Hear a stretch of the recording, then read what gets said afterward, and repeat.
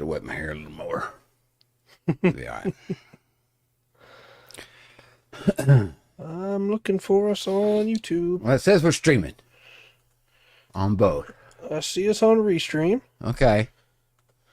But nobody's watching on Restream. I see us on Twitch. Okay.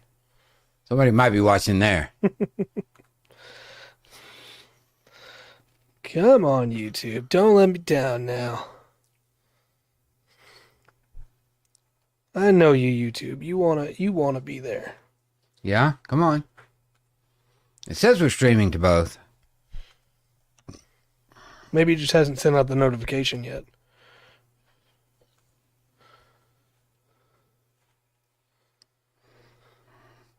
Just got the notification. Oh my gosh. I don't know. Let me try it this way instead. Let's see. I don't know. Now I see us on YouTube. Okay. Okay. And we sound good. Okay. All right. Excellent. Had to load off my mind. All right, good. Let me send out all the usual suspects. Yes. Send them out. Let the world know.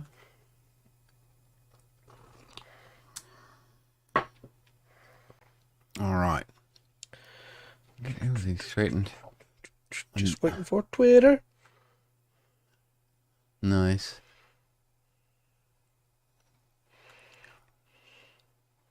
There it is. Got it? Quote tweet it. Send it out. Make sure people understand. Sent. Okay. Let me shut this thing down. Okay. No, I don't want to update and shut down. Just shut down. Just want to shut you down. Yes. All right. Yes. Okay. After that. All right. You got everything set over there? I think so. I think everything's good. Okay. All right. Has some I stuff to realize talk now about. that I've shut it down that I can't type welcome to the stream. But Oh. Maybe I can hear. Hold on. Welcome to the stream. hello and welcome. Yeah, okay. I can put it there. Yeah. Perfect. Okay. I did it. I said hello, welcome to the stream. It says it went out on both. Perfect. All right. Okay. So I was trying to find a pre-show topic. Yeah. And ultimately what I came up with was zilch. So I decided to just make one because all the pre-show topics that I found were stuff that we should probably just talk about Tuesday. Fair enough. So got to thinking. Okay. D&D movies come out, right? Yes. They will. I will. A lot of people seem to really like it. I haven't watched it yet. And I don't think you have either yet. No. What other TTRPGs do you think it would be really cool to get a movie? Well, we can just rename that. Rundgren? Hey. What? Don't yell at me. I was hoping that he wouldn't realize that I'd made the audio version until he heard it. Yes. Yes. Don't yell at me, Will. I'm trying. We did watch some today. We watched Victory today. Oh, well, I guess we could just rename it. We got a Pathfinder movie. Yeah, that's true. That's true. I don't know. I think Shadowrun would make a good movie. Yeah. Shadowrun would be a sick movie. I don't know. When it comes to role-playing, as far as making a story out of a movie, I think a lot of them be really cool. Mm-hmm. A lot of them be really cool.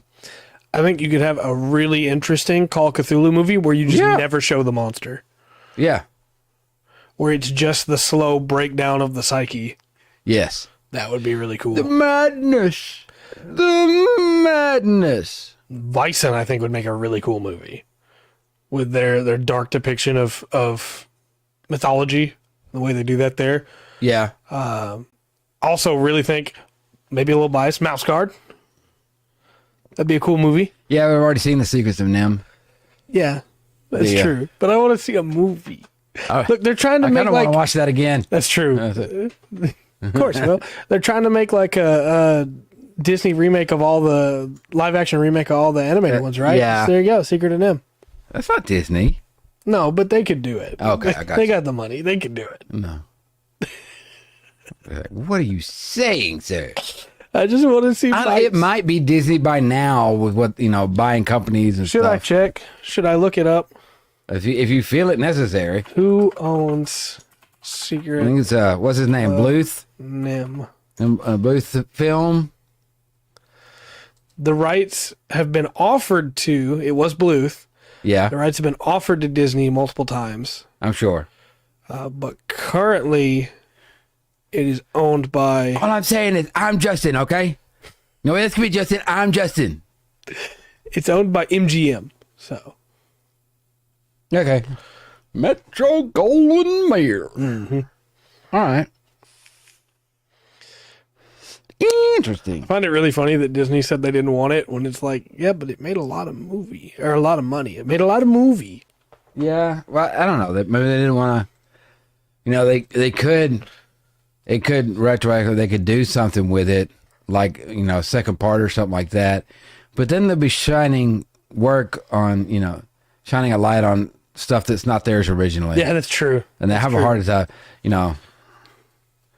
I think I know why they haven't made a live-action remake of Ratatouille. Why is that? Because there'd be the health violation. Yeah, probably so. It would be. It would be, I'm sure. Also, because they want people to forget that there's a scene in that movie where Remy makes Linguini kiss a girl against both of their wills. Yeah. It's a weird scene in that movie. Maybe a little bit. But, she could have slapped him. She did. Yeah, after. Yeah. That Not kiss, during. that kiss, That's true. that kiss lingered. Would you say that kiss linguini'd? No, lingered. It might have tasted like linguine.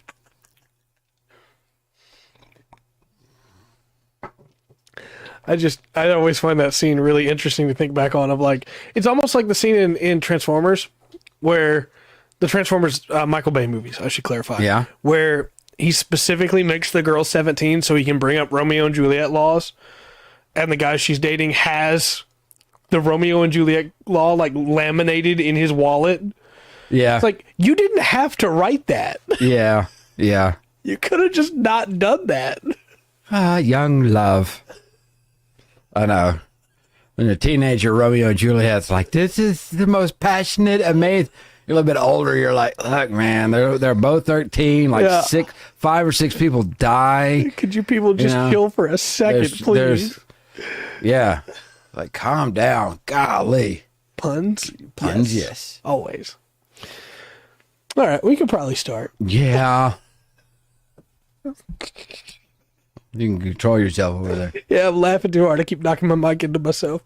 All right. Hello and welcome. Oh, did you want to do it? I'm sorry. No, go ahead. Okay. Hello and welcome to another exciting episode of the Full Spectrum TTRPG podcast. My name is Trey. I am Rungren. And we got some stuff to talk about tonight. Yes. I'm really excited for this. Are you? And you've done all the research, so I don't want to just steal this from you. Hey, Dark, perfect timing. Perfect timing. Good deal. Yeah. So Brazil is, when you start looking into look, there's thousands upon thousands. I can't go through them all. We could probably, even off the list I got tonight, there's a couple of them we probably take a deep dive on. Hurry up, Rungren. Will you stop? I'm trying. All right, so here it is. So I've got a bunch of little stories, and we may look at some stuff about it. But we're looking at Brazil today, and some of the stories and creatures and things that will come out of that. Now, it's kind of interesting because you've got I don't know. I'm still working out how we're going to do this, and I don't know if the format I've got set up is going to work or not. But some of them, it's kind of weird because some of them like overlap things. But when you're looking at Brazil, or and this will happen with other places too. You've got you got evidence there of syncretism. Yeah, and that's just where the different cultural beliefs and religious beliefs, they kind of blend. Mm-hmm. So for Brazil, and I think I did manage, like say, if you go back pre-Brazil, before, like the Portuguese got there and everything, you're talking about, there's dozens of tribes throughout there, and a lot of them don't have, on some of them don't have much information. But we'll start out with this, and if we need to go deeper into it and want to look at more of them, we will. Yeah.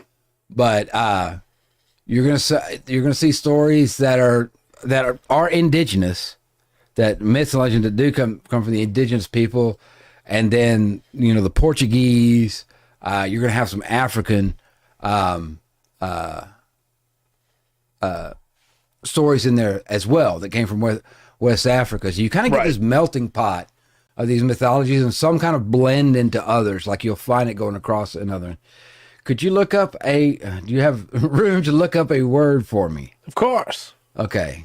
TUPI dash GUARANI.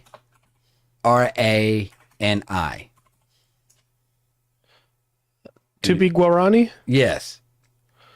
Okay. It is I think it's a few different things that they put under one umbrella. South American language family whose principal members are Guarani and Tupian languages. Okay. So but it also is a tribe, a subdivision of linguistic families? Okay. I don't know. People are so much smarter than me put all this together. But there's so much there. I am probably going to mispronounce everything I talk about. I apologize. And two, there's stuff that, yes, it would take multiple episodes. And we may swing back to Brazil. Right. We may pick somewhere else. Who knows? And we should say, when you're talking about pronunciations, neither one of us speak Portuguese, I believe. No. So just, be kind to us, please. I speak enough. I speak enough Spanish to get my butt kicked, but that's about it. But Google does. That's true. That's a good point. They do. Also, one last thing real quick, chat. The activity feed is not refreshing for me. It's still just showing yesterday, even though Will has used a couple activities already. So if we miss a hydrate or a posture check or anything like that, please let us know. Okay. True. Google probably does have the correct ones, but kind of going all. Look, I almost went pen and paper for this, so I'll try my best. If it's horrible, and if I get called out for it, which I don't mind at all, please call me out and laugh at me for it. Let me know. But there is other legends stuff. There's just so much. It's crazy. It's really cool though. So I'm going to give you some. I'm going to give you just some creatures that we can talk about. I think I got around 20. Okay. Different kind of creatures and these things that are in kind of mythology, legend, folklore, kind of around the different areas. Okay. All right. So the first one I got to tell you about is the Boitatá. That's Boitatá, and the last A's got like a little tilde thing over it. Okay. Boitatá, maybe? I'm not sure. But we were talking about stuff, doing this to find out stuff that we could use in a role-playing game if we ever do this thing, right? This is a giant serpent of fire that lives in the forest. Okay. And it protects the forest, and it blinds anybody who looks at it immediately. All right. Yeah. So I'm seeing a couple different inspirations there then. Yeah. Now it's according to legends, it's got a long, slim body, covered in scales that emit sparks and flames as it moves. Nice. So just one of the basic creatures through there. Yeah. So it's got the basilisk. You go blind if you see it. Yeah. I guess basilisk turns them to stone. But yeah. Yeah. It's also like a fire creature, and according to Bing here, it is the Brazilian equivalent of the will-o'-the-wisp. Yeah. So does it give you fortune or just death? I'm not sure. There's a couple when I was looking into that it kind of went like both ways. I think I've got one or two of them on this list a little bit later on. That's like, they can be like, it might be like a trickster, right? But if it can give you good fortune if you wanted it to. Makes sense. Yeah, it is in the forest. That's true. So if I was just knowing what I know right now, if I was to try and run this, Right. I would. It's a rainforest. It's wet. I would probably have it mostly focusing on the negative, right? Yeah. And I would have it be like not terrorizing a village because I wouldn't have it be doing it as like It's not malicious. right. It would just be doing it as part of its existence. Right. It's they were cutting into the forest to build their place, and it's not having it or something Right. like that. Yeah. And I could see some really interesting stuff, especially with it being in the rainforest. If you wanted to do it that yeah. way, with like steam coming up from the branches, and hey, Roxanne, Hello, hello. just really cool ideas there. And then of course the big boss fight where it's rolling around, and maybe it does set something on fire. Maybe the village is on Yeah. fire. You know, Yeah. And everybody's blind right? from seeing it. Yeah. But that was just it's a cool creature. I do want to call out here. There is on a YouTube channel that seems to be an official channel for Brazil, Música do Boitatá, which is where it sings, and it is just a snake on fire. Nice. But it is a children's program for the look of things. Heck yeah. They have some lit children's programs in Brazil, I'm telling you. Look, if I had that thing as a natural mythological creature, Yeah. I'd be making a child's program about it for sure. Yeah, absolutely. All right. I'm Hands going on to give fire. you ready for the next one? Yes, please. Okay. This is the Iara, Iara. And this is a mermaid that lives in the Amazon River. Okay. And your hair is on fire. My hair is on fire. According to legend, she lures men into the water with her enchanting voice and beauty, and then she drowns them. Oh, nice. Yeah.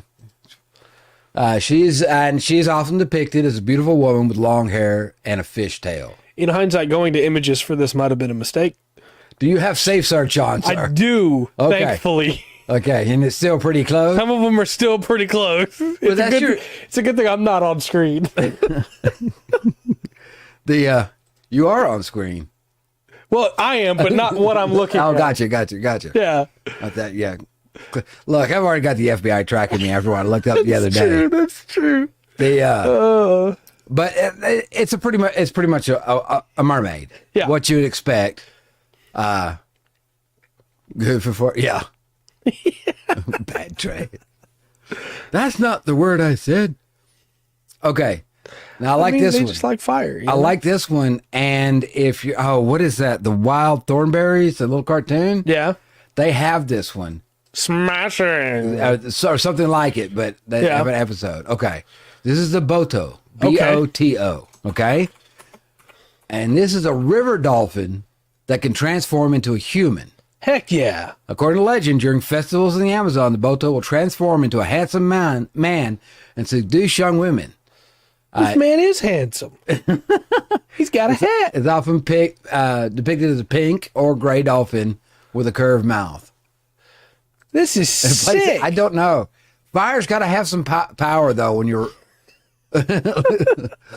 Yes, that would be excellent. She won't watch this one. It's okay. Oh, she's not going to be happy. Excellent.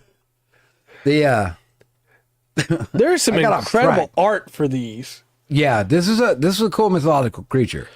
Why does everybody give him a hat? shapeshift. I love him.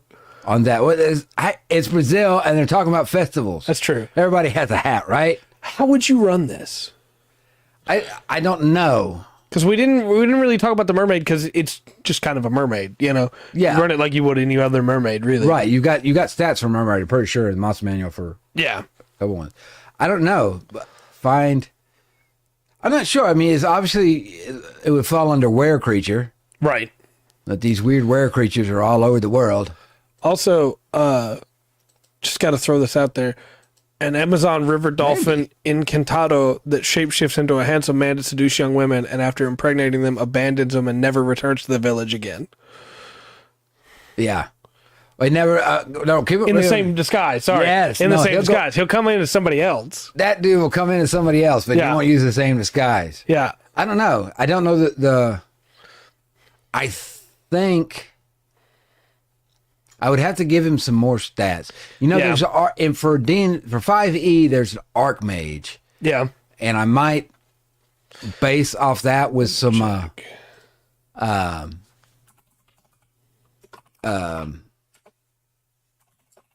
like that. Or yeah, we might could do that. Just thinking What do you call it, about changeling? yeah. Of course, I can't. Like a Finn's Bounce stuff? Yeah. There's some cool stuff to do. And I think that Cthulhu, who's spitting Cthulhu. Now, wouldn't he be against the Cthulhu? Probably. I don't know. Maybe he wants to be eaten by Cthulhu. Maybe. I don't know. I think I would run this as almost like it's a young girl. Oh, okay. I think I would almost run this as a. That's right. It is. It's a girl. Because there's a girl in that.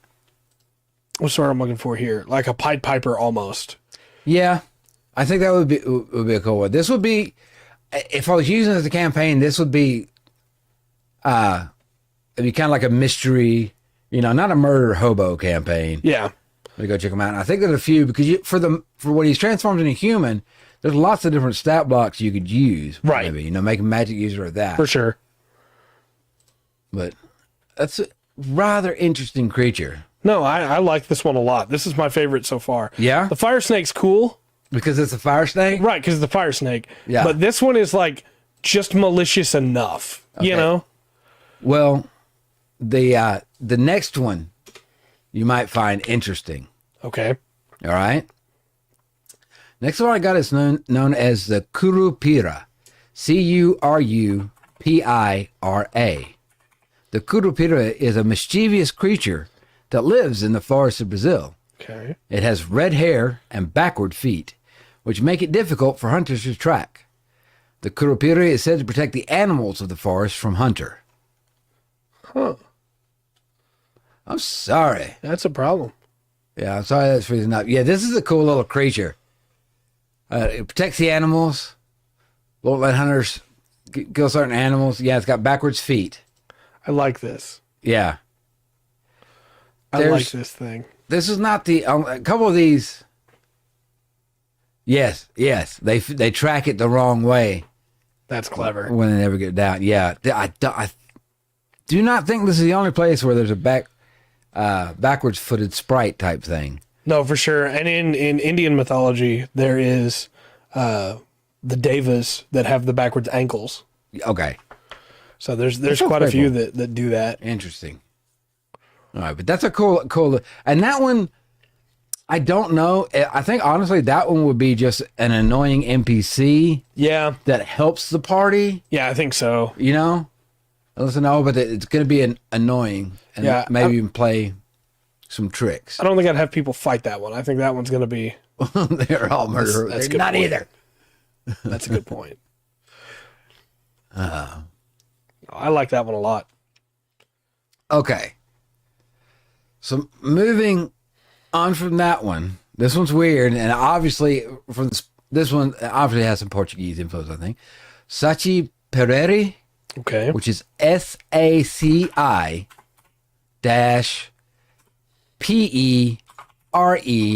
SACI-PERERE with a hat on. Okay. Right? Now this is a one-legged trickster Okay. who wears a red cap and smokes a pipe. According to legend, he can create mischief and confusion wherever he goes, and he likes to play tricks on humans. He's often depicted as a young boy with one leg, a red cap, and a pipe. So I'm seeing on here that when he reappears, it's usually in the middle of a dirt devil. So I'm leaning run that as a djinn, Djinn stats probably, yeah. but without the ability to grant any kind of wishes when caught, and instead is just like, hey, he's just here to mess with you. He's a trickster. Yeah. I like that. He's got a red hair, the red cap. Yeah. I don't know why he's got one leg. I don't know, but I like it. I especially Yeah. like all the art where he's wearing shorts that clearly have the slot for another leg, because of course they would. Yeah, And there's just nothing there. yeah. Yeah, he's out to have a good time. Yeah, that would be, yes, a standard Fae would be an excellent, yeah. Yeah, like it might steal something from you, but it's not doing it like that's malicious or anything. Right. He just wanted it, and that's the way it went. He seems- might give you something for, He seems pretty beloved. There's a lot of A lot of dolls you can buy of him. We see how far behind you are, but we appreciate you watching, though. We do. We do. Future us says thank you to past you. Yeah. Just again, quick reminder, chat. Activity feed's not working on our end, so if we get anything we need to know of, just please let us know. Go ahead and call us out. All right. Now I've got one that I think will be, it's just a great villain just from the description I'm going to give you, okay? Okay. This is Anhangá. That's Anhangá, and they got the tilde thing over the A. Now, this is a demonic entity. Oh. It's that actually haunts the forests of Brazil.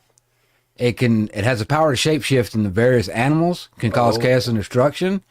And in its true form, it's depicted as like a shadowy figure with glowing red eyes. Okay. Yeah. Just the whole thing, it can just pick different animals in the Amazon to shapeshift into. That right there, that's a whole campaign in that. Yeah, for sure. You start off low level, you're fighting a couple animals, and then before you know it, just bam. Yeah. This guy's one of them. Is that a movie series? This is a movie. The Anhangá. That's kind of cool. Yeah. Also, some of this art, look, I'm not saying that you need to always be searching the stuff that Rundgren's saying, but yeah, if you search it, you're going to find some incredible art. Yeah, well, hopefully that's what it is. Not that we really dig deep and cover everything, but somebody goes, "Huh, that's cool." It actually goes into it. I am so invested in this now. Yeah, like there was a shot of him as a deer, a shot of him as a boar. So I assume he could be a snake. Yeah, that's true. You could have this making him look bad for sure. Yeah, yeah. There's a lot to do with that. There's a lot. I'm sure if you're a role player at all, or you have a bit of imagination, you think about a story with this guy. There's hundreds of ways to do that. Yeah, there's a lot of art of him as a deer with two small antlers. Yeah, just a pure white deer with red eyes. Okay, and I really like that idea of like just a default form, and if you shoot it as a hunter, good luck because it's gonna turn on you. Yeah, that would be there. Yeah, there's a lot. Yeah, they'll switcheroo, have it really play up the evil side of it, and it gets people to kill the snake that was a protector. Right. They blame it and go, that's not a bad idea. That would be an interesting campaign that we can never run now because spoilers. This thing's cool. This is my new favorite. This thing's awesome. I try to get some cool ones. And I didn't want all of them to just be so ancient, but I would probably still maybe use the gen stats for this. You think so? Because gens can shapeshift at will, and specifically the legend here says described as a genie of the forest. Oh, I thought they gave it to you right there. Yeah, that's probably what I would go with. Yeah. But if not, I would maybe consider taking Strahd's stat block. That would be interesting. Yeah, especially if you're going to put him in the big bad situation. Mm-hmm. That would be a really good one too. Because if he can turn into an animal, why wouldn't it be able to turn into smoke or mist, you know? Yeah.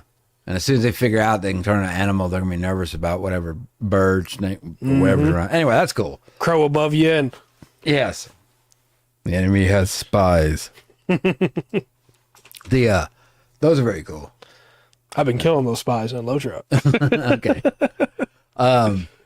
The Caipora. This is Caipora. Okay. This one... There's a small, mischievous spirit that protects the forest and the animals that live within them.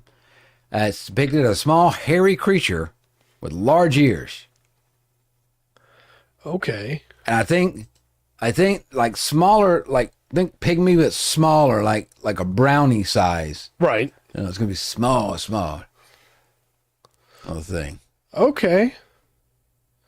There's a lot of art over here with it riding animals. Mm-hmm. And then also with a cigar. Yeah. It's a weird... It's kind of like a cooler Amazonian Radagast. Yeah. It's how I can picture it. You know, it's friends with all the animals. Mm-hmm. And it will everything it can to protect them. And obviously a lot of these are going to have to do with that massive, deep, scary jungle. Yeah. that's around. I think a really cool way to use all these so far, it is kind of a druid, yeah. It is. Yeah. A really cool way in my mind to run a lot of these so far is to have a campaign that is almost like Mononoke style. Yeah. Where your players are on the side of the city and you've grown up in the city that is advancing further and further into the rainforest. And it's then up to you to decide which side do you take? Yeah. Do you continue for progress, or do you try to, the creatures of the forest are coming to hurt you now. Yeah. So what side do you take? Yeah. They're upset. Mm-hmm. Now, I like this one. Okay. And I think this one should set off some bells. And I love this about when you're digging it very deep. You're going to find stuff that seems similar, right? Because this is called the Cuca. This is Cuca. Okay. It's a witch. And she's said to kidnap and eat children who misbehave. Oh. Yeah. Okay. But she's often depicted as an old woman with green skin and snakes for hair. All right. Yeah. Okay. So, yeah, I thought about Baba Yaga. Yeah, but how many are like, if you misbehave, this thing's going to come eat you? Yeah, mixed with Medusa. That was the other one I was going to bring up. Yeah. So that's based on something in our history. There's too many of those. Yes. But that's kind of a boogie, monster in my closet, boogie woman type thing, you know? I feel like the image has been ruined a little bit by the fact that there is a Portuguese TV show about Cuca. And they made her an alligator? They made her an alligator woman. And she has no snakes in her hair. And she has no snakes. She just has regular hair. No, that's not good. Yeah, that's unfortunate. That has messed with my image of Cuca a little bit. I don't like that. I'm gonna go with my own Cuca mythology. See if we get any cool art. Okay, there you go. Here we go. Yeah. So, still a crocodile woman, but definitely more. Yeah, that's much better with the eyes and yeah. They're like witch doing some dark. Oh yeah, there's some really good ones in Japanese mythology. All right, if we don't, if we get it, we'll go there next. If we don't have, if we didn't get any more ideas that we maybe need to vote on or something. There is a piece of art here, and again, Chad, I recommend that you search these yourself.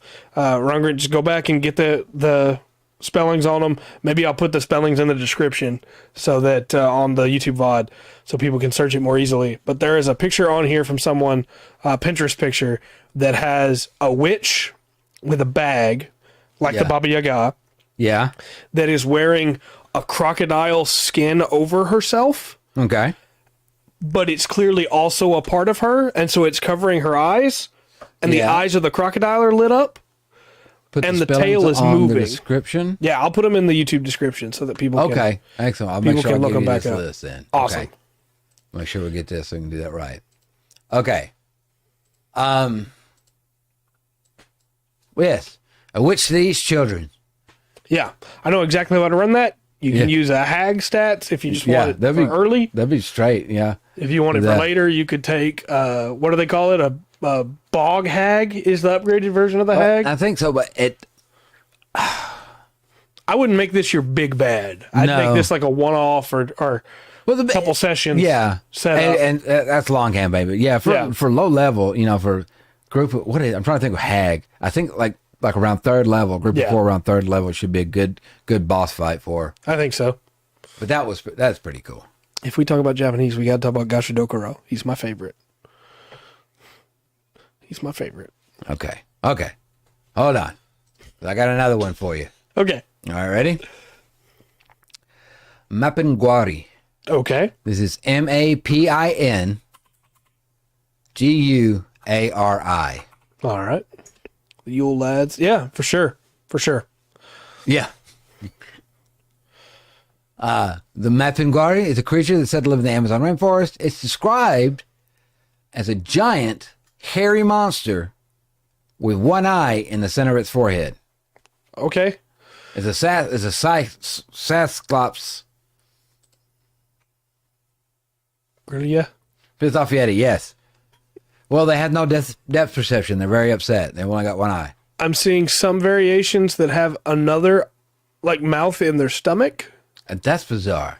And that makes so much more sense to me because there's so many monsters in fiction that have a second mouth on their stomach. Yeah. And I didn't have any mythology to point to be like, where does that idea come from? Yeah. Because like Huitzilopochtli has mouths everywhere, so that doesn't work. You know, this makes way more sense to me. Whew. It's a cool creature. It's not something you want to see in the woods. Yeah. I don't think. That would be terrifying. You run this as just a regular Cyclops for the sake of rules?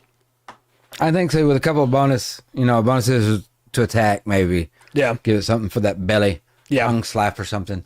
Yeah. All right. This one's kind of self-explanatory. Because this is a Cobra Grande. Okay. Cobra Grande is a giant serpent that is said to live in the Amazon There you go. River. Is believed to be capable of causing floods and controlling the weather. Okay. It's often depicted as a giant snake with a crest on its head. Oh. Yeah. So there's not there. Yeah. I don't know. Cobra Grande. Mix it with bear. Maybe, yeah. Cyclops and bear would be good. Do we have a big snake, just straight big snake stat block that isn't low level? I don't know. You got the purple worm. Yeah, that'd probably be the easiest way to do it. I think that would be a go. And just, it would have, I would give it a purple worm with elemental magic. Yeah. You know, you want this as a pet? Look, I want some rain. I'm going to take a nap. Will you please take care of this? Heck yeah, that'd be a great pet. There is the Titanoboa. That's in D&D? It's in 4th edition, but you could just pull the rules. Oh, yeah. Well, something like that, yeah. Yeah, it's pretty big. Pretty strong. Guessing, it's a constrictor type. Mm-hmm. Even Cobra it's a giant snake used to grow forests and also get the fire snake. And yes. That would be awesome. I got some more. Okay. I got some more, too. Sorry, I was going down the Titanoboa. Oh, yeah. I was down that rabbit hole. A rabbit hole Pull me is back. very easy to hit. Pull me back. With any one of these, when you start looking at it, it's started spanning out and other stuff. Any one. Yeah. I understand. All right, now I want to tell you about the Guaraciaba. Okay. I like this. She is a goddess of the moon who's said to be responsible for the tides and the cycles of nature. She's often depicted as a beautiful woman with long, flowing hair. That's Guaraciaba. Okay. And it's not a Titan. What is it where they're not emotional, but their emotions are seen through the air around them. It's not a Titan, but it is a giant. It's right at the beginning of the D&D 5e monster manual. I can't think of the name of this stupid thing.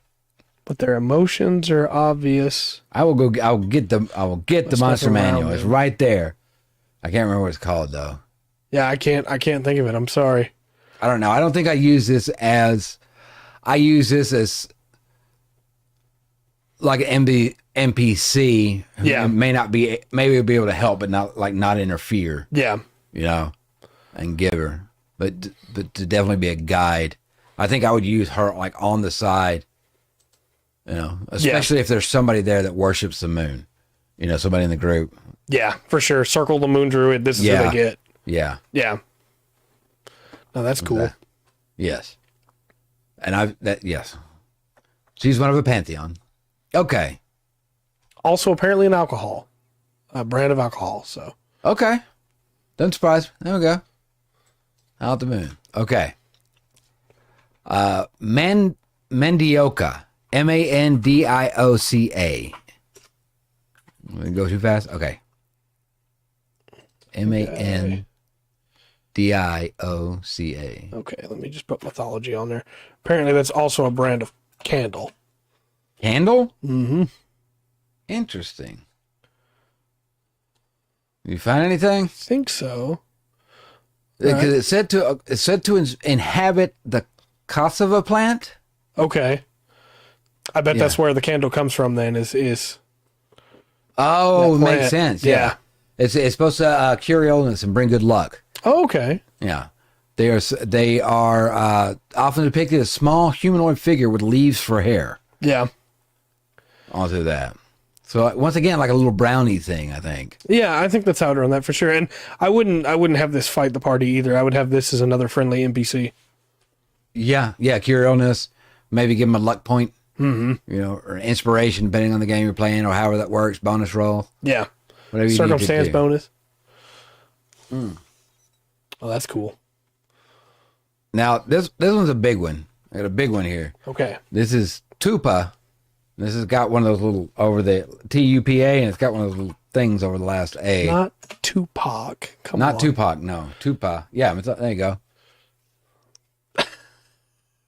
Right. That surprised me, Dark. I do. And they are really cute. Yeah. Well, I didn't want it to be all fear, but Tupã is a god of thunder and lightning. Okay. Kind of a Thor-esque creature. So But this is looking more Aztec-y or Amazonian, I meant. this is the one that I've seen in images fighting the Anhangá. Uh-huh. So I was like, who is that guy? I'm going to have to look that up later. Now you know. Now I know. Yeah, he's the one that created the world and all living things. Oh, okay. Thanks, man. Yeah, he's very, very reminiscent of Zeus, Yeah. I'm getting that feeling for sure. you know. But like I said, more of an Amazonian look. But yeah, it says it has a thunderbolt in his hand. Yeah. He did. He's an electric guy. He's got a lot He of controls the like storms. images with him with a bow, which would make sense for the time when he would have been first around mythology wise, that he probably would use a bow to shoot his lightning. Possibly. That's pretty cool, though. Yeah, I like it. With that, yeah. But he's supposed to be he's ancient Raiden, yeah, but with more creation power. Yeah. I think I definitely would have a stat block for him, just in case the party goes wrong, but I wouldn't intend for them to fight him. And the stat block Yeah. I would use for him would probably just be like a greater air elemental or something. Yeah, or something like that. Okay, this one's kind of cool. This can be like a scene setting Okay. as well as a thing. So this is Boi-Bumbá, BOI, boy dash BUMBA. BA. Without strikes, with lightning Yeah. every strike. That would be just That would do it. absolutely. Just give him reach. Anyway, Boi-Bumbá. Yeah, I'm very interested now. I'm not going to Okay. say what I'm saying until you're done. It is a traditional folk festival. It celebrates the legend of a resurrected ox. Okay. It's a goat. The festival features colorful costumes, music, and dancing. The ox, though, here is often depicted as a giant, colorful puppet. Yeah, So they make ox puppets. that's cool. Yeah. What did he do? He was resurrected. I mean, that's pretty, yeah. Yeah. You got a little more on it? You want to go deeper? Yeah, it tells me finding a single true plot behind the story of Bumba Me Boy is near impossible due to all its variances through different communities in Brazil. Yeah. So, That's it. Someone gave it to me out. They did. They did. I want to know more, Wikipedia. Don't just tell me it's impossible. Well, I'm telling you, there are rabbit trails that lead off to nowhere Yeah. when you start digging in this. Yeah, I will relent, but I want to know. I think the idea of like an ox that came back to life that's cool. I want to know what happened, you know? I don't know. Yeah, I don't know the full story. Maybe Tupã, gave it a defibrillator shock with his lightning bolt. I don't know. Yeah. The images are just mainly of the festival, so I Yeah. don't have the Which, like, if anything, like I said, it could be just a scene. There doesn't have to be a resurrected cow. Yeah. If Brazil is throwing a party, it's gonna be colorful. Yeah, that's right. You And know? it could be just, hey, we've done this now. It doesn't matter where the legend came from. Right. We're having a party. Yeah. We're having a good time. We are partying. That's it. And I'm not going to say no to that. So, Okay. That was Boi-Bumbá. Okay. I don't know how to pronounce this. Like I know how to pronounce any of them. What am I talking about?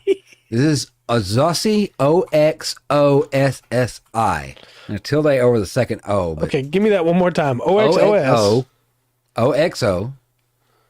OXOSSI. Okay. Social Security Insurance. But he's god of the hunt Okay. and agriculture. Often he's depicted as a handsome man with a bow and arrow. He's associated with the forest. I think he draws his power from the forest. And it said he had the power to heal illnesses. Who's that? Spirit of meals, because it is he who provides food. Yeah. This guy and I would get along. Cleric. Just on Tuesday, unless there was another one that was done. Like I said earlier, I can't see the activity feed, so. It's a little weird. This is the one time where, like, you know what? I think I might go cleric of nature. Yeah. Type idea behind that. Yeah. Instead of just straight druid on that. This guy, to me, is the quest giver. He's the guy at the start of the campaign that's like, hey, the forest are in danger. I need you to help me. I need you to go take care of this. And if you turn against the forest and work for the town, he will show up. Yeah. And you don't want to fight him. Yeah, he's maybe the old woodsman you meet at the beginning that gives you the quest. Yeah, I am digging the art on this guy, mostly because every single one of them, his eyes don't have pupils. Yeah. Except for, I guess, this one. But, like, most of them, they don't have pupils at all, which I think is a really interesting idea for this guy. No, this is the physical body he's in, but he's the spirit of the hunt, of the forest itself. Yeah. Like, this is not him. This is just the physical representation. Yeah, this is how humans see him. Yeah. You know. So with that. Now this one is so that makes sense. Level 10, he'd have 10 levels and he talk. Yeah. Everything. The Oxum. Oxum. Oxum. She is a goddess of love, fertility, and beauty. Okay. She is often depicted as a beautiful woman wearing yellow and holding a mirror. She's also associated with rivers and waterfalls.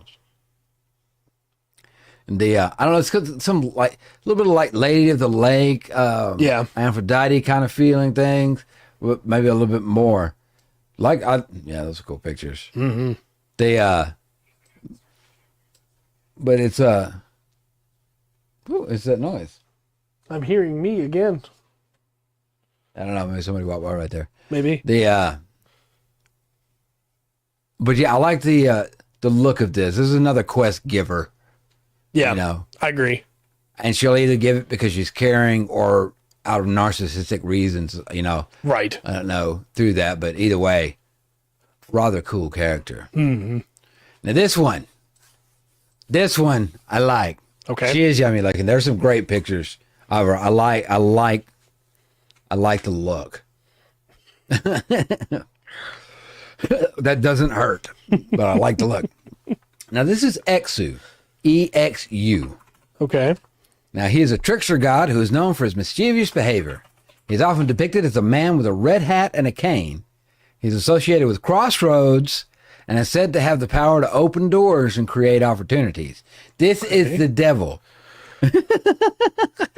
So right before you said that, I was going to say, I love this guy. No, I do, though. He looks sick. Yeah. I do. There's a lot of cool, some cool ideas behind it, and it's just, the crossroads. I think I know how I'd play this guy. Right. You have to be careful. He may deal squarely with you, but you have to be very careful. I have been reading Paradise Lost. Yes. Oh, wow. It's going to sound so bad, but the opening scene of that book, I know it's off topic, where is Satan striding across hell, and it's rather intimidating. Yeah, 100%. And so that, it's like, wow. So it's a big setup. It's a really cool book. Quick aside about that book. Yeah. I saw a bunch of people talk about it and be like, maybe he's got a point. It's like, well, don't forget, he's actually doing like a bunch of terrible things. Yes, Like he's cool. I won't disagree with you. In the book, he's very cool. Mm-hmm. but he's also still torturing people. Yeah, Like- no, he's bad. It's just that scene of him coming across, and you're like, you automatically know in this book, this guy is somebody you're going to have to contend with as we're going through. And I would run this guy the same way. I would run him as super cool, super intimidating, but also super terrifying. Honestly, if I was going to get us to name the gods of certain things around the world, I think tricksters we might have more on. Oh, yeah. There is a sequel to that book. Yeah. Yes. The sequel, that's why I'm reading the first one, because I'm really excited to get to the sequel. Paradise yeah, is it found or regained? Is it found? I think it's found, yeah. Okay. I'm really excited to see that, because I've heard it's all about just a conversation between Satan and Jesus. It's like, that could be a really cool book. Yeah, it could be interesting. So, they did, yeah, not bad. Where we at? Okay, so Trisha guy, there's, of course, we got Loki, got Nancy, there's a few others around we could look at, but yeah, that could be a lot of fun. Like I said, that was one of the times that make the players be very careful or take into account exactly how the players say something. Yeah. What is the name of the one from Native American mythology? The coyote. Yeah, the coyote. Yeah. I'm sure that's there's a proper name for that. Yeah. Thank you, Gargoyles, for introducing me to that legend, because that guy's cool. That guy's cool. Yes. Okay. Now I got a few more here. Okay. Got a few more. Okay. What do I do? Oh, Lemanja. L-E-M-A. No, excuse me. I-E is it. Iemanja. I-E-M-A-N-J-A. Okay. Tilde above the A. Iemanjá. Okay. Yeah. All right. Oh, you see, you got a different spelling for it over there. Yeah. It's the same thing. That's come up for a couple of these, which I find really interesting. Multiple different regions. Yeah, they have to Romanize it different ways. So she's the goddess of the sea, fertility. She's depicted as a beautiful woman wearing blue and holding a seashell. Yeah. And she is associated with motherhood and is said to protect pregnant women and children. Okay. That's a cool character. I like her. I stand by her cause. Yeah. I also have here a little extra that says that she is the mother of the Orishas, the mermaids we talked about earlier. Okay. Okay. Nice. Excellent. I guess they lost that protective nature that she has. Retaking. There was the retake. Yeah. Unfortunately, because they feed on people. I will double check, Dark. It might be. And I'm sure that's just like one.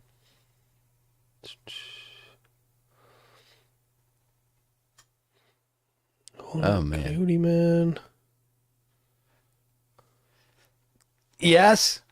It seems like it. Yes. Without digging in deeper, that's what it seems. Dang it. That's what it seems like. Okay. All right.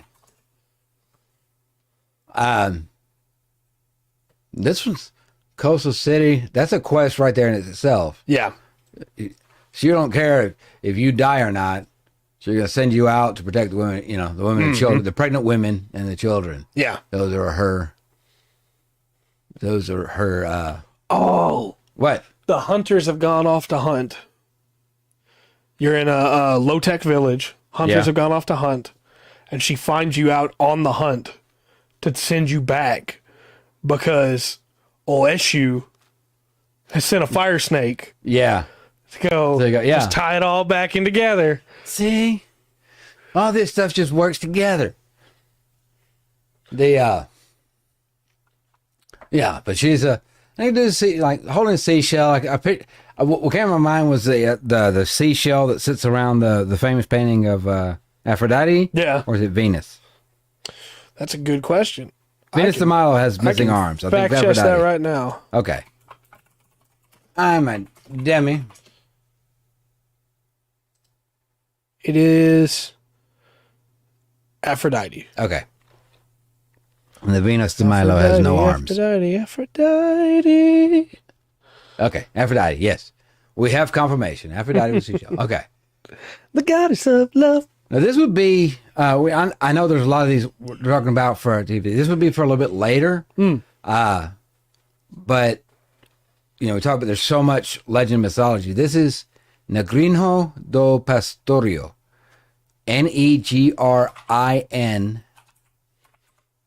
Negrinho space DO.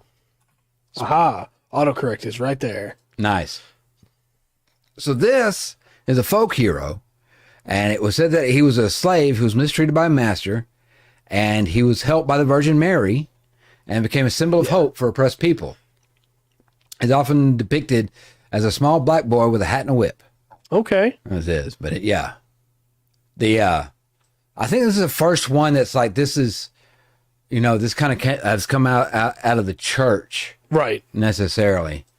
It was helped by the Virgin Mary. I dig it. Yeah. And there's a story in and of itself right there, once again. Would you play this as like, this is a ghost that you help? Right. Or is it something else? Yeah. Has he turned on humanity? Yeah. Or is he still trying to help? Yeah. He needs your assistance to do so. Or they just need something figured out. Well, there's a few different ways to go through that. Right. And war. Aphrodite isn't God of War. Wait, is it Ares is a God of War? When we're talking about Aphrodite. If we're talking about Venus, and it's Mars, duh. Right. Do that. I don't know. I'm getting off track. Now I've got one more. Okay. For you, and this one is kind of. There's a lot more modern. There's stuff that we verified about. It's kind of a Robin Hood type thing. Okay. Where look, I believe there was a Robin Hood. I don't know quite about the story, but there was maybe 1, 3 or 4 people, whatever, that did it. Right. It's kind of this thing. So it's an actual person from the 17th century, and his name was Zumbi, Zumbi, and he was a leader of a group of escaped slaves in Brazil in the 17th century. Yeah. He's considered a hero and a symbol of resistance, and he's often shown being like really tall, with dreadlocks, very strong, and usually carrying a spear. Unfortunately, I have to type mythology because that didn't work either. Maybe folklore? Yeah, let me try that. And put it through there. There we go. Sort of. Yeah. So that there's some... He's mixed in there. Yeah, there's some folklore about him as being this mythological warrior. Yeah. You could almost say like King Arthur type stories and things like that. Right. But there's a direct tie to, like, this guy lived, and he went through stuff. Right. That's cool. Yeah. Well, I thought it would be the last one on the list. I didn't know how this would go. We actually went through it a little bit quicker than I thought. Okay, cool. So maybe run him as the hero that the party's trying to help succeed. Yeah. Maybe they find him, free him, and then... Yeah. And like I said, a lot of these, you're going to see that you probably draw a direct line to an indigenous tribe, right, or to the Portuguese, or to that group of languages, Tupi Guarani, to that, or the African styles. But a lot of them, they kind of blend over, and it kind of picked up with the folklore of the whole, kind of the area it's in. But any one of those, any one of those you can build a session off of. Oh, yeah, for sure a session. But I think you can build a campaign off quite a few of them. And putting them together, I think so often we have campaigns that take place in generic fantasy world, and we don't have enough that take place around like a rainforest. Yeah, It's still, now, without causing too much discussion, fantasy, as we would describe it when we're talking, we say that when we're talking about halflings, dragons, stuff. That's fantasy now. That's fantasy as it's based. That's after Tolkien. Yeah, it's what it is, and that's what fantasy's kind of seen at. But fantasy before that just meant that it was fantasy, it was phantasmal, fantastic things like that. So I think you're definitely still running. You still run a fantasy setting. Oh yeah, absolutely. There's still a lot of things you can put in and move in the game. It's just the character of the game, the what makes up the land and what they're facing kind of goes in. And some of these kind of surprise me is if they're just, hey, we have a straight stat block that we can use without really 100%. messing with it. 100%. You know, to put this creature, make it come alive in the campaign that we're using. Right. I need to look up more on the Mwangi Expanse in Archives of Nethys for Pathfinder 2e, but it is a setting that is in a rainforest jungle style thing. Yeah. And could be a really interesting place to run these. Is that, yeah? Okay, I see what you're saying. If you didn't want to make your own homebrew world, you just wanted a setting you could drop these into. Yeah. That would probably be a good one for it. But Well, you could just put a rainforest in any world, really. really, yeah, it's gonna be hot, humid, wet. You know, you're gonna have lots of shade. Yeah. You throw in chances of disease and a lot of things to attack you. You're pretty much set then. I think out of all of them that we talked about, my favorites are still Eshu Okay. and the first big bad you introduced. I'm trying to remember how to pronounce it. Amanga? Well, what's that? That's Boitatá, Iara. You talk about where is he? Yeah, Anhangá. Yeah, Anhangá, yeah. Yeah, those are cool to me. Those I could very easily run as a villain for like an entire campaign. I like it. Yeah, I like that one. Yes, you could. And I like that one because that one feels like, and a couple others do, but that one kind of feels like, okay, you're in the forest, you're on its terrain. Yeah. You know? Yeah. You don't want to deal with it here, but you don't have a choice. Yeah. I like the Caipora as well, just because it's mischievous. Yeah. You know, it's got big ears. I like the snakes. Yeah. I do. I like the snakes. They're cool. Yeah. I think the Mapinguari, that's the Sasquatch. Yeah, Cyclops. that was cool. Yeah, that was pretty cool. I'm wondering, there was a giant sloth. Yeah. They can go in trees, but it used to get as one of the creatures that, like, hey, that might possibly still be out there. Right. I'm wondering, you know, if there's a link between that, or at the time, It could be. you know, before they went extinct, there was maybe there was a time where they run out. They're like 12,000 years old. Right. I understand, Dark. Oh, right on. I understand.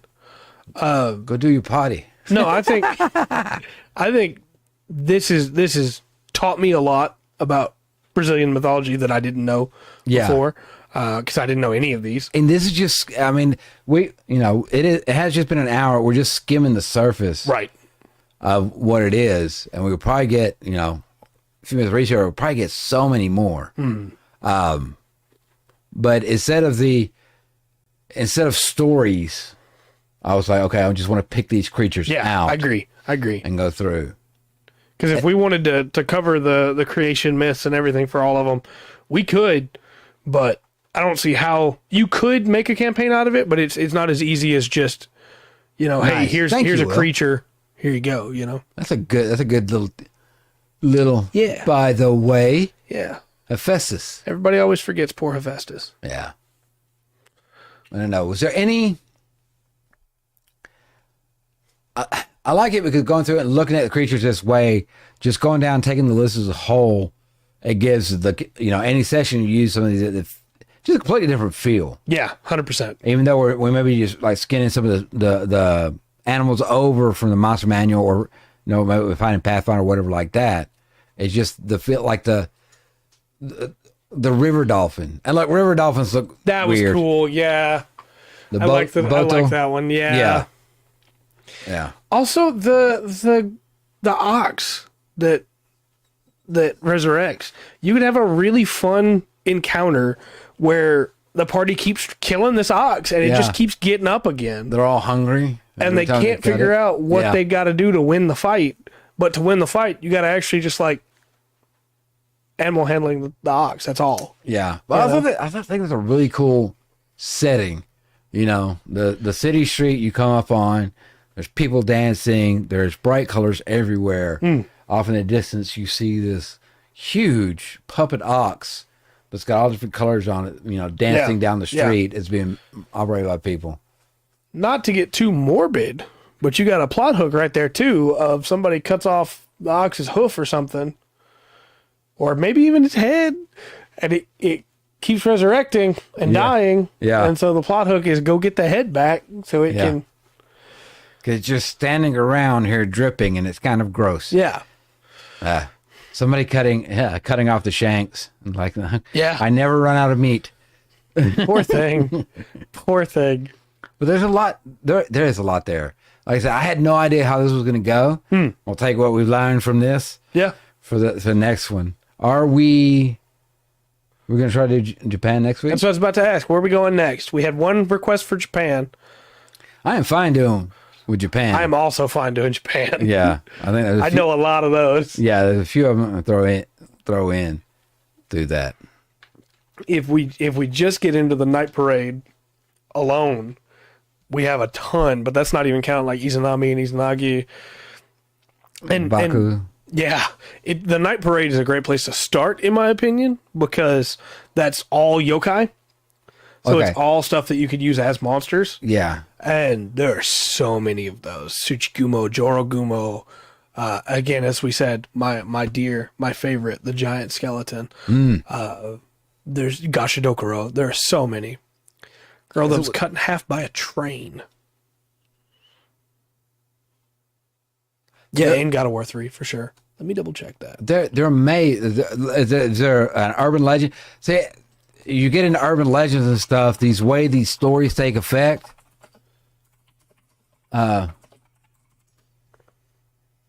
Tiki Tiki? Yeah, I don't think it was originally a train.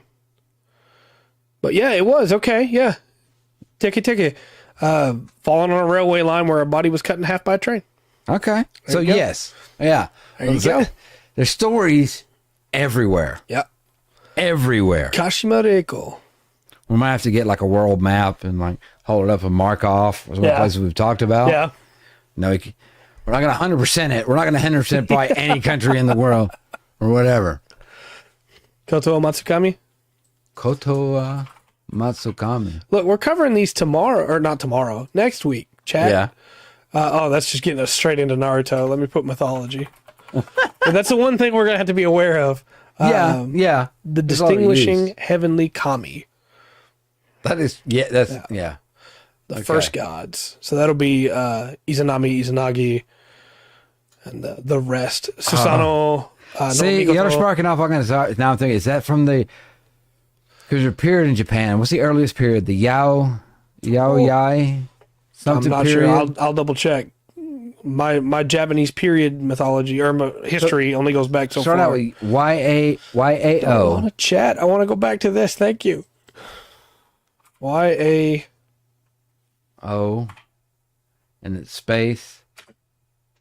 Period. Yo. No, this was like the earliest. I don't know. I'm getting off into stuff that. Yeah, I'm a dummy. I'm going to go through that. No, you don't have to apologize at all. The earliest recorded one is the Jomon, followed by the Yayoi. Yayoi, that's what I was trying to think of.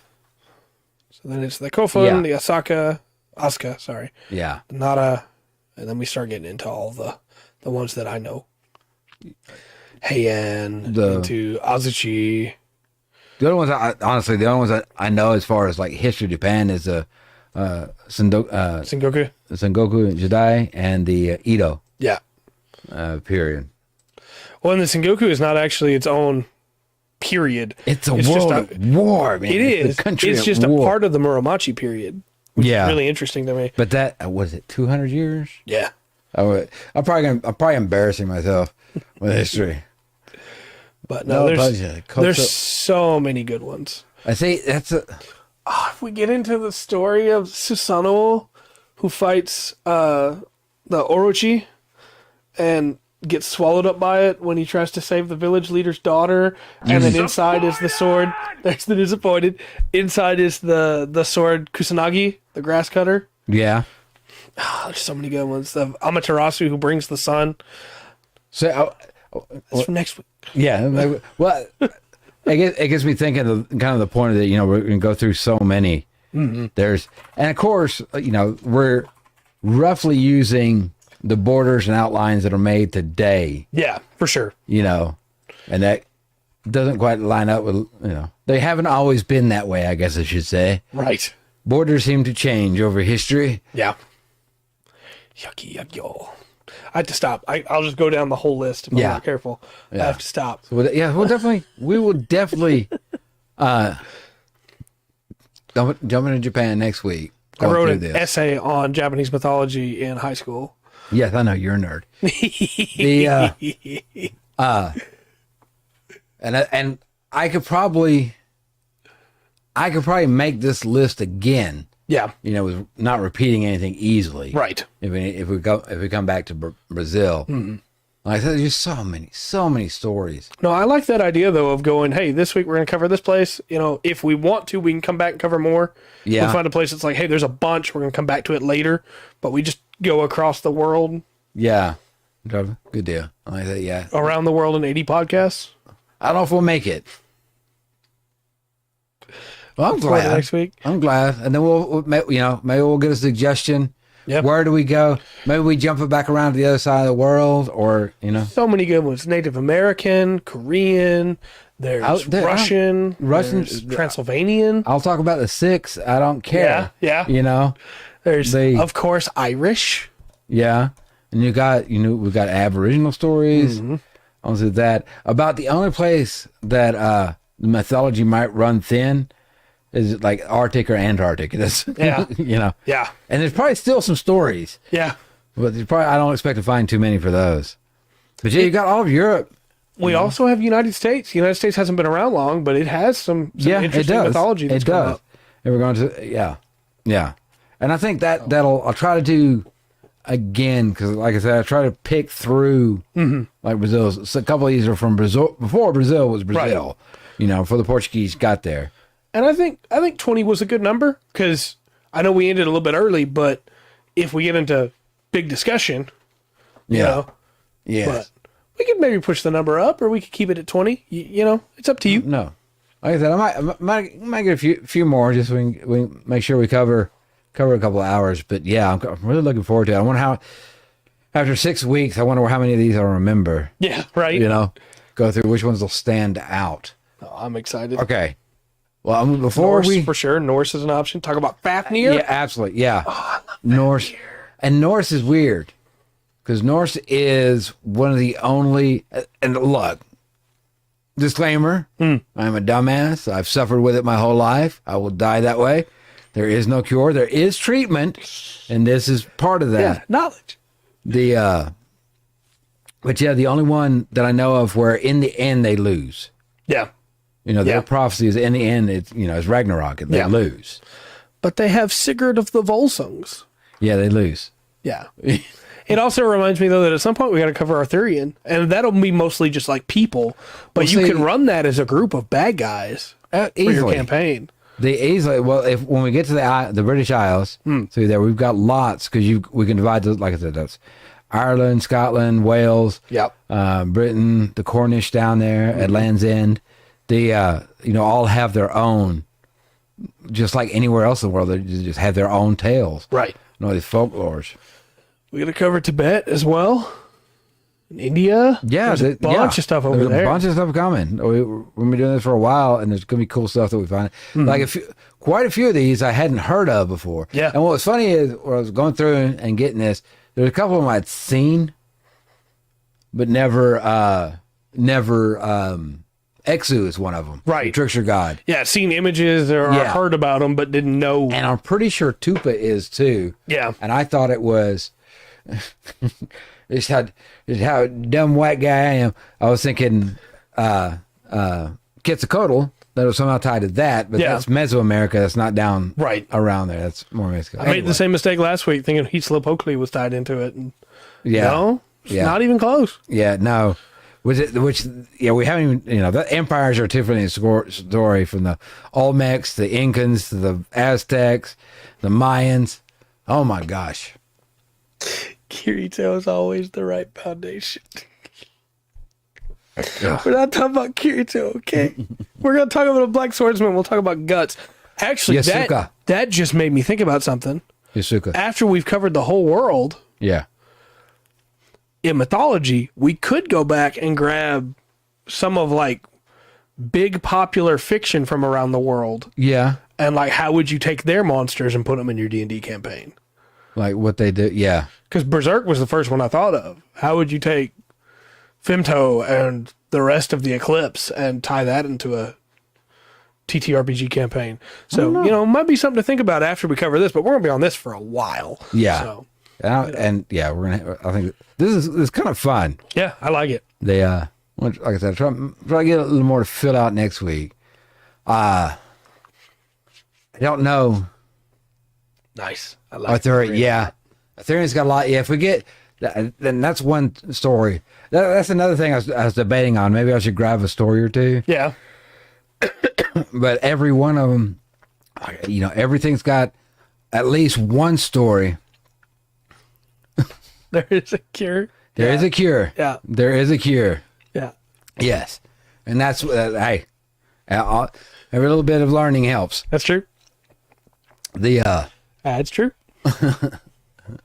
No, there's not a cure. There's treatment. There's not a cure. There's treatment. Sorry, you have me messed up. Yeah. There's treatment. And you treat it with knowledge. Oh, I'm so excited for next week. Are you going to include Tsukumogamis or not? Because if we include Tsukumogamis, a lot of the list will probably be them. Tsukumogamis are after an item has been around long enough, it becomes a creature. Oh, yeah. Okay. And so there's a lot of those. I think personally, those could be really fun to cover too. Maybe they get their own episode at some point. Yeah. That's a crazy thing. There's so many of these that, we could like go into the lore of. Some, some of them's just like, it's a gremlin. It's this little spirit that does stuff. But some of them are. Can we cover gremlins? Yeah, if we cover fiction at some point, we got to cover gremlins. Oh, the movies. Yeah. Okay, yeah. I was thinking like Carf. I understand. The gremlins, I think we'll cover them maybe like around the Norse mythology. Yeah. I think a gremlin they're probably everywhere. Right. Who knows? I just want to spend at least 10 minutes talking about the gremlin that dresses up like a vampire. You talk about Spike. He's got the best hair. He does have the best hair. So with any of these, I know some of quite a few of these you hadn't had a chance to hear of. Most of these were brand new to me. They're brand new to you. Any of these that were like, that's the most surprising one. Yeah, I really didn't expect them to have a guy that just liked to shapeshift.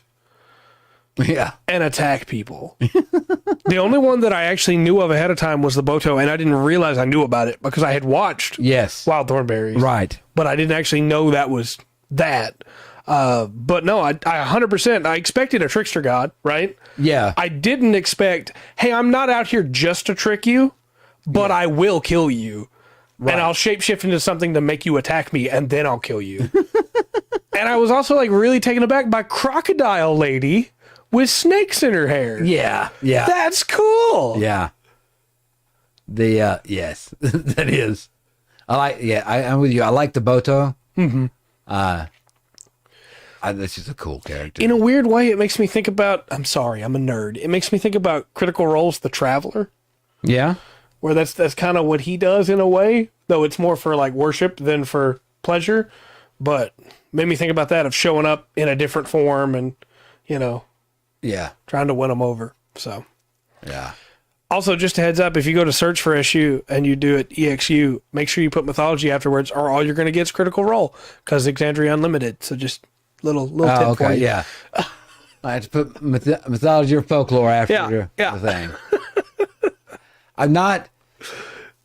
I expected the snakes just because that's, right. Look where you are. There's snakes everywhere.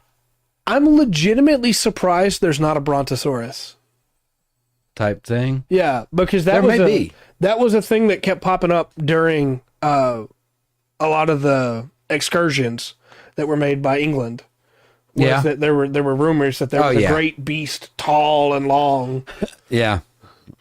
But that could also have just been explorers from England wanting to make it seem like they found something when they didn't. That could be it too. I do know that there were rules for different dinosaurs based on the what they thought they understood about the fossils at the time, Right. if they were still around, like how each one could be taken down. Yeah. Yeah, That's a whole different discussion. that is a very different discussion. I don't blame you. Nerd for Naruto, that's cool. I don't blame you. Okay, look, off subject. If you're a nerd for Naruto, you need to go check out the UFC fighter Israel Adesanya. Pretty cool guy. Yeah, because he does the hand movements like before he fights, And he talks about it being his ninja way. Yeah. We're going to get him on for a special podcast sometime. Just to talk about Naruto. Yeah. You'll be there, just enjoying it. Yeah, having no idea what we're talking what you're talking about. And he and I'll just be going off. Yeah. That guy. What do you think about Amaterasu, Mr. Asanya? Yeah, but I remember that time you punched that guy. Oh. And I tell you what, this is how Naruto is, right? And I'm way off subject, but I like that. So there's this guy named Alex Pereira. Now Alex Pereira is a beast. I'm not taking anything away from that. Now he's beat. Now Israel Adesanya may be one of the best the UFC has seen. But he's beaten 3 times. He's beaten twice in kickboxing, one on points, knocked him out. They fought in the UFC once, just 5 months ago. Alex Pereira beat him. He couldn't have it, so he immediately called for a rematch. 5 months later, Alex Pereira had him in the corner, had him in the same way he knocked him out, was giving him punches, and he just managed to catch. It's a beautiful thing. Israel set him up to do this, knocked him out with 2 punches. Yes, he deserved that. He deserved that. I know, I'm way off subject, but it was really cool. He stood up to him, knocked him out, faced the guy that beat him 3 times. Very nice. And lost to him and came back and beat him on the 4th one. I thought it was very cool. Mr. Knocked him out. Adesanya, can we get you to say on record, the world will know pain? Yeah, Thank you. Right. Thank you. Yes. Make a sound alert out of that immediately. And then welcome to the full spectrum. Yeah, 100%. 100%. Yep. Can you repeat the following? I'm Israel Adesanya, and I support the Full Spectrum Podcast. Please. I'll hype you up every time. This will probably mean something to the Naruto fans. Maybe you can. It doesn't to me, but I know he mentioned it with it. There was a fight. It's going into the 5th round, and he's getting his butt kicked the whole fight. I can't remember who he's fighting, but I don't think he sits down between rounds and gets like the water and everything. Okay. He's just standing, and he's kind of stepping back and forth, and he keeps saying, "I'm ready to die for this fight," or something like that. And it's something from Naruto. Yeah, it's probably Rock Lee versus Gaara, where he says, "I'm willing to die for my ninja way." Yes, that's it. Yeah, I'm willing to die for my ninja way. That's what he kept saying over. And it's Rock Lee or Broccoli? Rock Lee. Rock Lee. Yeah. Rock Lee's got a big thing. There's some fight. Oh, yeah. His fight with Gaara is incredible. It's one of the best fights in the entire series, and it happens within the first 60 episodes. That's it. Yeah. That where it's like... That's a lot of damage. Yeah. That's a lot of damage. Yeah. And that got him hooked. Yeah. Through that. That fight is incredible, and unfortunately, the series never reaches that peak again. It's not like there's not a lot of bad fights or anything. It's just that is the pinnacle of Naruto, and no fight ever reaches quite to there again. Yeah, but that fight, now like I said, I'm a dummy. That kind of sets up. That's how they work it, like their whole relationship. Oh yeah, works out. The whole story is pivoted on that fight. Yeah, okay. Because that's the first time that you realize that up until that point, everybody they fought for the most part has been either very obviously a bad guy, or fighting with the idea of, hey, we're not going to hurt each other really. This is training. This is sparring. Yeah, okay. We're not really ninjas yet. We're working on it. And Gaara is not that guy. Gaara is 100%, you crossed me, I will kill you today. And so it's the first moment where they all have to realize, hey, we have to step up. And Rock Lee's the one that proves to them that they can. Oh, such a good fight. Oh no, we got to be back on top. We start talking about fighting. I start going back to all because there's a whole history, kind of like folklore. Yeah. There's stories from everywhere else about like if you don't know who Lordzilla is, that guy's unbelievable. But not many people are going to know who he is. Right. Anyway, there's heartbreak in their stories and all those too. Mm-hmm. It's kind of weird. Anyway, but back to folklore on that. I said, I don't know. Because when we start looking at this, especially when you get looking into places that have like a big city, Yeah. you know, then you start getting the urban legends. And I hadn't counted those in. Right. But I bet there's a lot of urban legends around there too. Oh, I'm sure.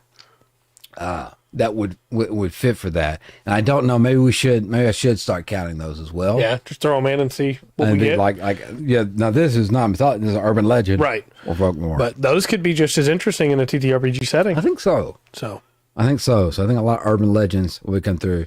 I mean, we're talking about doing Japan next week, and of course it'll affect that. But I think there's some stuff that kind of fits in anywhere. Like we could easily, like ghosts. yeah, right. 100%. That's gonna. We could have a whole episode on ghosts. For just Japan. Yeah. And I bet we could do it. You know, like hey, where haunted places. Yeah. Like where's haunted? Yeah. What places?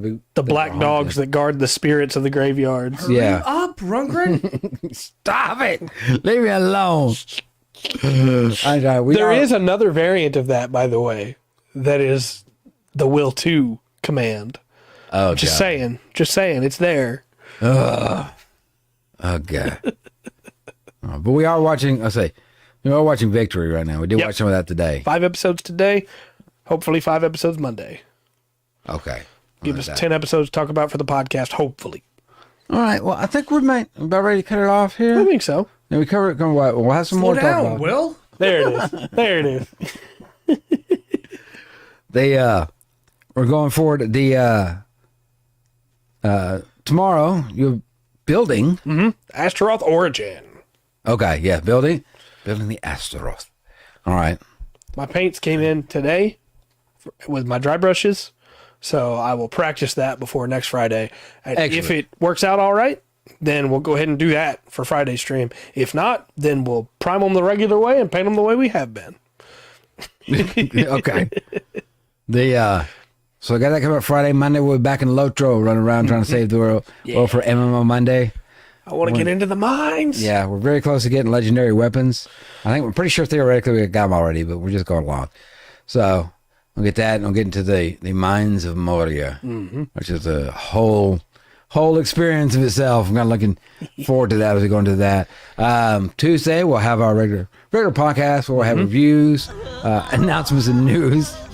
It'll be okay. I'm sorry I've hurt you. Wednesday I'll play a game. Yep. And it may involve some crying like you're hearing now. But we'll settle on that Tuesday. And Thursday we'll be back. Next week we're going to be talking about mythology, folklore, and things like that from Japan, and try to find some creatures and some cool things to be used in a setting. If you kind of want to use that setting, we're going to learn some stuff. Hopefully you will too. It's very cool. You got anything else to throw out there, Trey? Not that I can think of, just one little quick thing. I know everybody's excited about all the sound alerts. There is a cap, unfortunately, on the site that we're using, and I hit it today.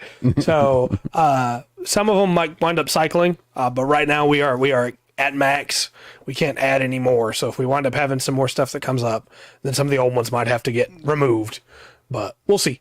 All right. And every once in a while we'll have like anniversary time. We'll have like legacy. Yeah. Yeah, exactly. Exactly. We've reached back to another time. Yeah, but we got to keep the Kira cry. It's too perfect. So Do you have? I know Japan's going to be it's a cool one for me. It's a big deal for you. Do you have any ones that are coming up? That's like maybe you don't know about. I want to dig into that and see what's there. It's hard because if I don't know about them, I don't know about them to recommend them. But my weak spots are anything around. I guess if we talk about any mythology that would have come before the Yayoi period, other than just the Kotoa Matsukami, the Izanagi, Izanami, Susanoo, and then I don't know a lot about Bakedanuki, the ghosts. Yeah. That's a pretty big blind spot for me, I suppose, because I basically just know Bimbogami. But okay. when it comes to everything else, I'm not trying to be like, well, I know them all. It's just I don't know what I'm missing Right. for that. That for me, yeah. There's stuff like over an area. There's stuff over an area like through the Middle East, to say, or across certain areas of Asia. Yeah. But like when it gets down to some of the specific ones, I think there's like where's the on the map? Going from like Turkmenistan. We're just talking about in the world, then yeah. I got some big blind spots. Over where are you going through? Through like Pakistan, the northern of India, and into the part of Asia down, through there where you've got where you get Korea and Laos. Mm-hmm. Korea's a little bit further over and things like that. The stories where, I might have heard of one or two, but I don't have a strong knowledge of those. That's me with India. Yeah. I know the Devas and I know the Bodhisattva, and that's about it for me. Yeah. Yeah. Yeah. There's going to be some cool ones coming out, man. All right. We'll call it here about an hour and a half. We appreciate all of you watching, staying with us. Like I said, we hope you learned something. Mm-hmm. Try to be back tomorrow, constructing and building things. It'll be good. We're on Monday through Friday doing something 8-7 Central. I guess I feel like I'm forgetting something, but I guess I'm not. I think we got it all. Okay, good deal. I'm just going to go on faith that we got it all. Faith's not here. So until next time, I've been Rungren. I've been Trey. This has been the Full Spectrum. Please remember the full spectrum that mythology, folklore, urban legends, who knows, those type of things has to offer.